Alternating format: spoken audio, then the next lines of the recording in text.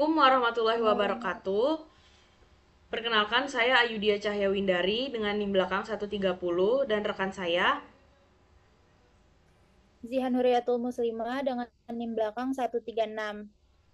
Pada kesempatan ini, kami akan mempresentasikan hasil analisis morfologi pemajemukan dalam puisi berjudul Semesta yang Belum Kita Temukan, karya Vito Prasetyo.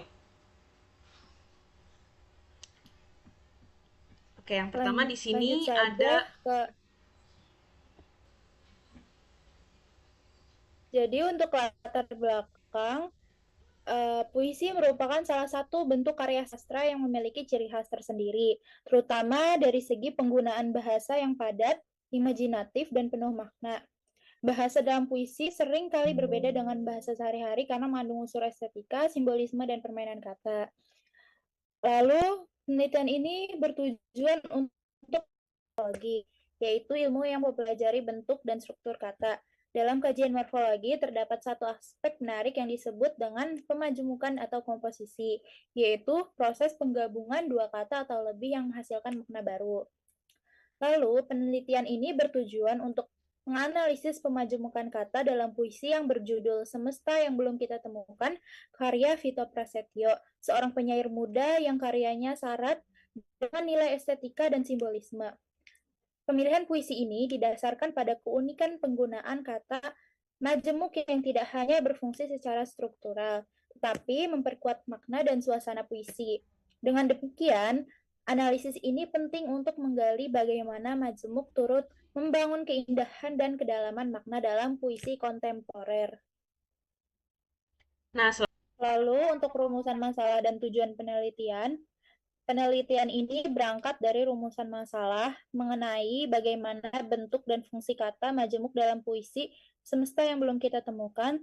Tujuan utama penelitian ini adalah untuk menganalisis jenis, fungsi, dan makna kata majemuk yang digunakan dalam puisi tersebut, serta kontribusinya terhadap pembentukan pesan dan estetika puisi.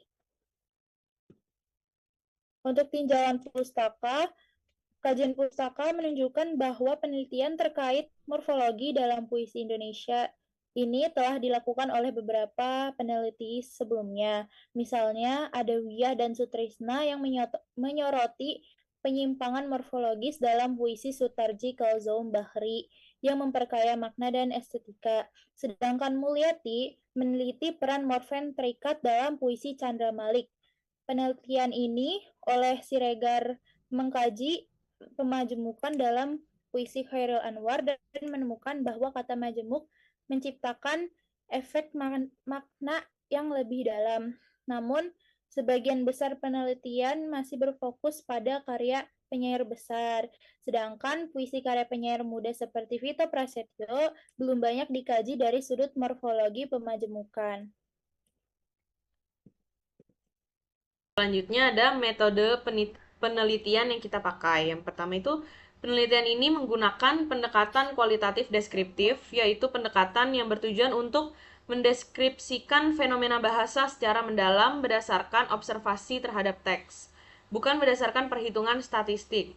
Fokus utama penelitian ini adalah kajian morfologi, terutama pada aspek pemajemukan kata, yaitu proses pembentukan kata majemuk dalam puisi.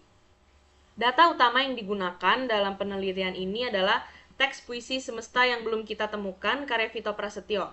Sementara itu, data pendukung diperoleh dari Kamus Besar Bahasa Indonesia atau KBBI dan buku-buku teori linguistik, khususnya yang membahas morfologi dan struktur kata dalam bahasa Indonesia. Pengumpulan data dilakukan melalui metode baca dan catat. Teks puisi dibaca secara menyeluruh, lalu dicatat setiap bentuk kata majemuk yang ditentukan. Kata-kata tersebut kemudian dianalisis berdasarkan jenisnya, apakah termasuk majemuk senyawa, gabungan nomina, atau reduplikasi atau pengulangan kata. Klasifikasi ini penting untuk memahami bentuk morfologis yang digunakan penyair. Setelah proses identifikasi dan klasifikasi, dilakukan analisis terhadap fungsi dan makna kata majemuk dalam konteks puisi. Analisis ini bertujuan untuk mengetahui bagaimana kata-kata majemuk tersebut memperkuat tema, suasana, dan pesan yang ingin disampaikan oleh penyair. Selain itu, Dilakukan pula interpretasi makna dengan mempertimbangkan konteks, keseluruhan puisi baik secara bahasa maupun isi. Ini diharapkan penelitian mampu menunjukkan bahwa pemajemukan dalam puisi bukan sekadar unsur linguistik, melainkan bagian penting dalam pembentukan makna dan keindahan karya sastra secara menyeluruh. Saja yang kami sampaikan untuk penelitian kami. Digeser, Apa lagi? PPT-nya digeser.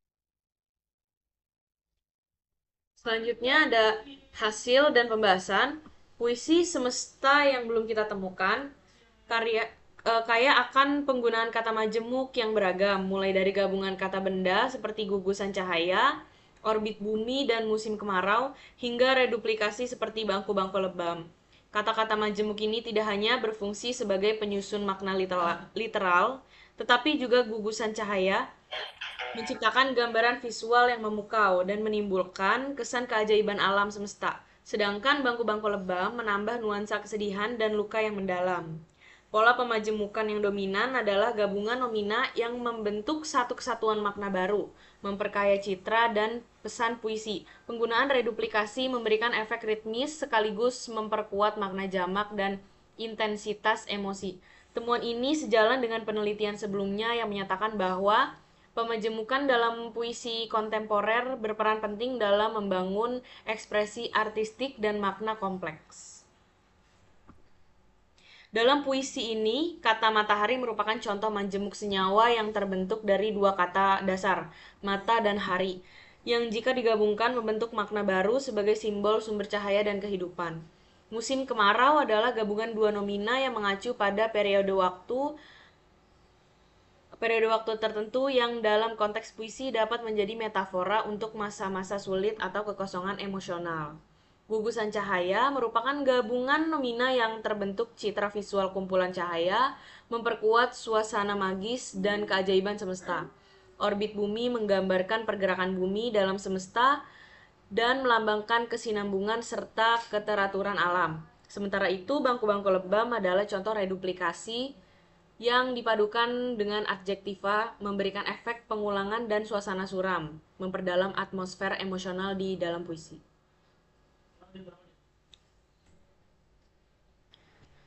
Lalu selanjutnya ada pembahasan perbandingan. Jika dibandingkan dengan penelitian sebelumnya, puisi Vito Prasetyo memiliki ciri khas sendiri, terutama pada penggunaan reduplikasi yang lebih menonjol dan tema kosmik yang kuat.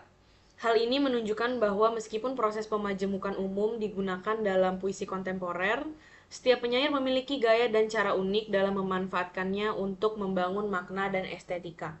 Analisis ini membantu kita memahami bahwa majemuk bukan sekedar unsur bahasa, melainkan bagian penting dalam membangun keseluruhan estetika dan pesan puisi. Lalu ada keterbatasan dan saran. Untuk penelitian selanjutnya disarankan agar cakupan kajian diperluas dengan menganalisis lebih banyak puisi, karya Vito Prasetyo maupun penyair muda lain agar dapat memberikan gambaran yang lebih representatif mengenai penggunaan pemajemukan dalam puisi kontemporer. Selain itu, pendekatan metode campuran dan kajian aspek linguistik lain seperti sintaksis dan pragmatik sebaiknya turut dikaji untuk mendapatkan pemahaman yang lebih menyeluruh tentang pembentukan makna dan estetika puisi. Penelitian ini memiliki keterbatasan karena hanya berfokus pada satu puisi karya Vito Prasetyo dan aspek morfologi pemajemukan, sehingga hasilnya belum dapat digeneralisasi untuk keseluruhan karya penyair muda atau puisi kontemporer lainnya. Adapun referensi dan penelitian terdahulu yang kami dapatkan ada di sini.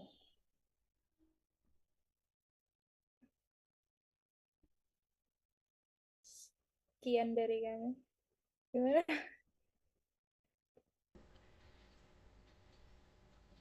Demikianlah hasil presentasi hasil penelitian kami. Kurang lebihnya mohon maaf.